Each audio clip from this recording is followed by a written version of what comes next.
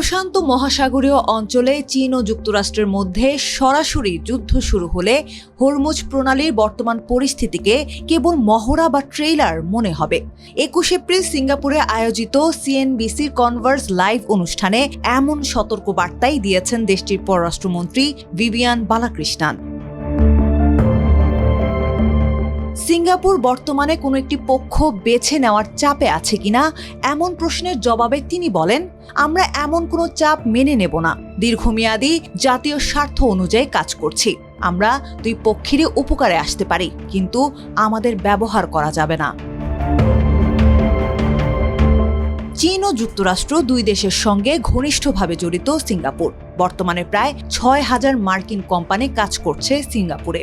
অন্যদিকে চীন হল সিঙ্গাপুরের বৃহত্তম বাণিজ্যিক অংশীদার এবং চীনের বৃহত্তম বিদেশি বিনিয়োগকারী সিঙ্গাপুর।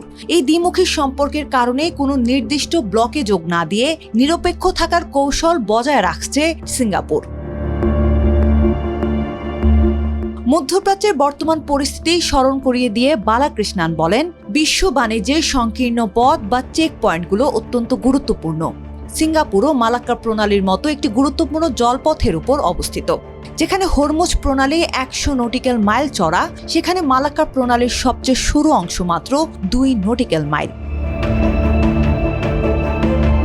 এছাড়া হরমুজ প্রণালীতে টোল বা শুল্ক আরোপের ইরানের চেষ্টার বিষয়ে সিঙ্গাপুরের পররাষ্ট্রমন্ত্রী বলেন, এমন পরিস্থিতি অন্য দেশগুলোকেও উৎসাহিত করতে পারে, যা অত্যন্ত ঝুঁকিপূর্ণ।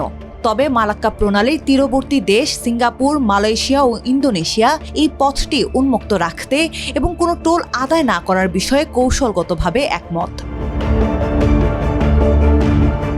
জাতিসংঘের সমুদ্র আইন সনদের কথাও তুলে ধরেন তিনি। এই সনদের ৪৪ নম্বর অনুচ্ছেদ অনুযায়ী আন্তর্জাতিক প্রণালী দিয়ে জাহাজ চলাচলের কোনো বাধা দেয়া বা তা বন্ধ করা যাবে না। আর মালাক্কায় কোনো বাধা বা শুল্ক আরোপের প্রচেষ্টায় সিঙ্গাপুর অংশ নেবে না বলেও জানান বালাকৃষ্ণন।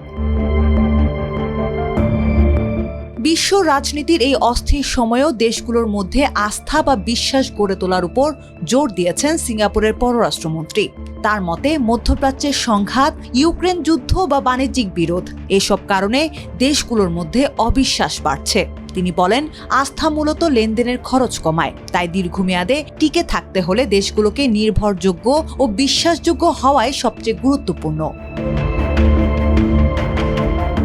একই সঙ্গে সিঙ্গাপুরের উপপ্রধানমন্ত্রী গান কিম ইয়াং বলেন, বিশ্বাস এখন আর এমনিতেই আসে না, এটি সযত্নে গড়ে তুলতে হয়। কেবল আর্থিক কেন্দ্র হিসেবে নয়, বরং সাইবার নিরাপত্তা ও এআই গভর্নেন্সের মতো আস্থাভিত্তিক সেবার কেন্দ্র হিসেবে নিজেদের গড়ে তুলতে কাজ করছে সিঙ্গাপুর।